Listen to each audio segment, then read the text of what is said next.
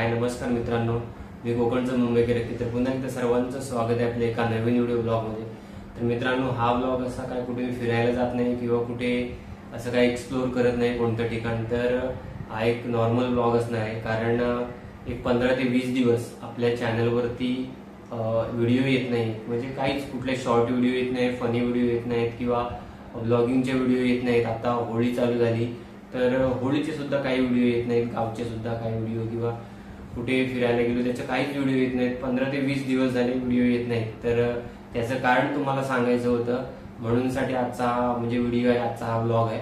तर मित्रांनो, सर्वांना सर्वप्रथम होळीच्या आणि आपल्या कोकणच्या शिमग्याच्या खूप खूप शुभेच्छा। शिमगा ऑलमोस्ट चालू झालेला आहे, होळीला सुरुवात झालेली आहे आणि आपल्या चॅनलवरती व्हिडिओ पडत नव्हत्या, म्हणजे व्हिडिओ येत नव्हत्या।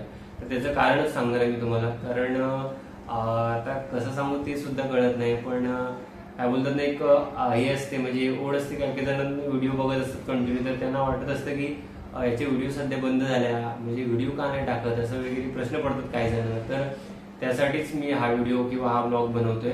तर असं आहे की माणसाच्या आयुष्यात काही गोष्टी सुखासोबत दुःख सुद्धा येतात आणि दुःखासोबत सुख सुद्धा येतात। तर माणसाच्या आयुष्यात काही गोष्टी अशा घडतात की त्या गोष्टींना त्याला सामोरं जावंच लागतं, तिथून माघार नसते। तर असंच काही सुखाचे क्षण असतात, काही दुःखाचे क्षण असतात आणि तसंच माझ्यासोबत सुद्धा, म्हणजे आमच्या फॅमिलीसोबत सुद्धा घडलंय। आमच्या फॅमिलीसोबत दोन गोष्टी घडल्यात, एक म्हणजे सुख सुद्धा आलंय आमच्या वाट्याला आणि एकीकडून कुठेतरी दुःख सुद्धा आलंय। तर या गोष्टी दोन्ही एकदम जुळून आल्या, काय बोलतात ना, इकडून सुख आलंय, इकडून दुःख आलंय, असं म्हणजे सुख हसावं की रडावं हे आमच्या फॅमिली सोबत झालंय। तर अशी सिच्युएशन आहे, त्याच्यामुळे व्हिडिओ येत नाहीये आणि त्याचं कारण तुम्हाला सांगतो, त्याची दोन कारण सांगतो, एक सुख आणि एक दुःख, अशी दोन कारण सांगतो काय झाले ते आमच्यासोबत। आणि होळीचा सीझन सुद्धा चालू आहे, शिमग्याचा सीझन सुद्धा चालू आहे। तर एक तुम्हाला सुखाची गोष्ट म्हणजे एक काय चेहऱ्यावरती हसू आणणारी गोष्ट किंवा थोडी सुख, फॅमिलीला सुख देणारी गोष्ट सांगतो तुम्हाला। तर मला मुलगी झाली, म्हणजे आमच्या घरी लक्ष्मी आली। तर अशा तरी माझी मिसेस अवनी, तर तिला मुलगी झाली, म्हणजे आम्हाला मुलगी झाली, आमच्या घरामध्ये लक्ष्मी आली। तर ही गोष्ट आमच्यासाठी खूप सुखाची गोष्ट आहे, म्हणजे आनंदाची गोष्ट आहे। आणि 1 तारखेला म्हणजे 1 मार्चला तिचा जन्म झालाय आमच्या घरात। 1 मार्चला आमची लक्ष्मी आली आमच्या घरामध्ये, लक्ष्मीच्या पावलाने तिचा जन्म झालाय, म्हणजे मुलीचा जन्म झालाय आमच्या घरी। तर एक आमच्यासाठी ती आनंदाची गोष्ट आहे, आमच्या फॅमिलीसाठी सगळ्यांसाठी आनंदाची गोष्ट आहे। आणि जसं की ही आनंदाची गोष्ट आम्ही आनंद साजरा करत होतो, कुठेतरी साजरा करत होतो आनंदाची गोष्ट, सगळे आनंदी होते फॅमिलीमध्ये, सगळे गावापासून ते मुंबईपर्यंत सगळे आनंदी होते। आणि अशामध्येच म्हणजे एक 10 दिवस पण नाही झाले, म्हणजे तर आनंदाला आमचे 4-5 म्हणजे 10 दिवस पण नाही झाले आणि होळीचा सीझन आता चालू झालाच आहे। तर त्याच्यामध्ये दुसरी गोष्ट अशी की बरोबर आता 11 तारखेला म्हणजे जन्म मुलीचा झाला 1 तारखेला आणि बरोबर 10 ते 11 दिवसांनी 11 तारखेला माझे आजोबा, जे म्हणजे मागे 1-2 महिन्यापूर्वी मी ब्लॉग टाकला असेल तेव्हा माझे आजोबा आजारी होते।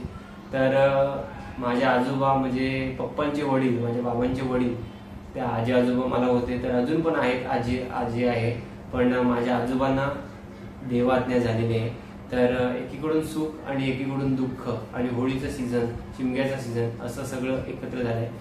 तर या 11 तारखेलाच माझ्या आजोबांना देवाज्ञा झाली, म्हणजे आजोबा म्हणजे पप्पांचे वडील आमच्यात आता नाही राहिलेले। तर एका साईडून म्हणजे ते दुःख होतं, वयस्कर तर होतेच, म्हणजे जास्त पण म्हणजे तरुण नव्हते पण वयस्कर होते, पण एके साईडून दुःख सुद्धा आलंय आमच्या वाट्याला आणि एकीकडून सुख सुद्धा आलंय आणि होळीचा सीझन सुद्धा आहे, शिमग्याचा सीझन सुद्धा आहे। तर ह्या गोष्टी सगळ्या एकत्र आल्यात, अशा 2 गोष्टी आल्यात आमच्या वाट्याला आता सध्या, माझ्या वाट्याला, फॅमिलीच्या वाट्याला।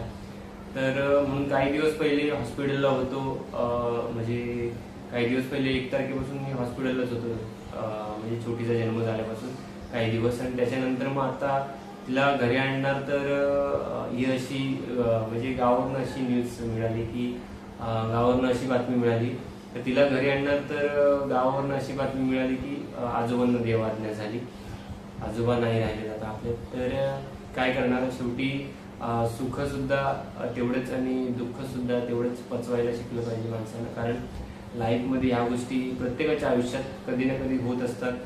कधी सुख दुःख वाटायला येतच असतात. तर असंच काहीच आमच्यासोबत सुद्धा झाले. तर लवकरच आम्हाला देव त्या दुःखावरती मात करण्यासाठी बळ देव आणि माझ्या आजोबांच्या आत्म्यास शांती मिळो आणि आमचं जे सुख आलं, एक लक्ष्मी आली आमच्या घरामध्ये, तर सगळ्यांच्या चेहऱ्यावर पुन्हा एकदा हसू उमटू दे अशीच एक देवाच्या चरणी प्रार्थना. परत पुन्हा काही दिवसांनी आपल्या चॅनलवरती रेग्युलर व्हिडिओ किंवा ब्लॉग येत राहतील. काय काय ठिकाणी कुठे कुठे जाईन किंवा फनी व्हिडिओ वगैरे येत राहतील लवकरच. तर या ब्लॉगमध्ये आपण इथेच थांबूया.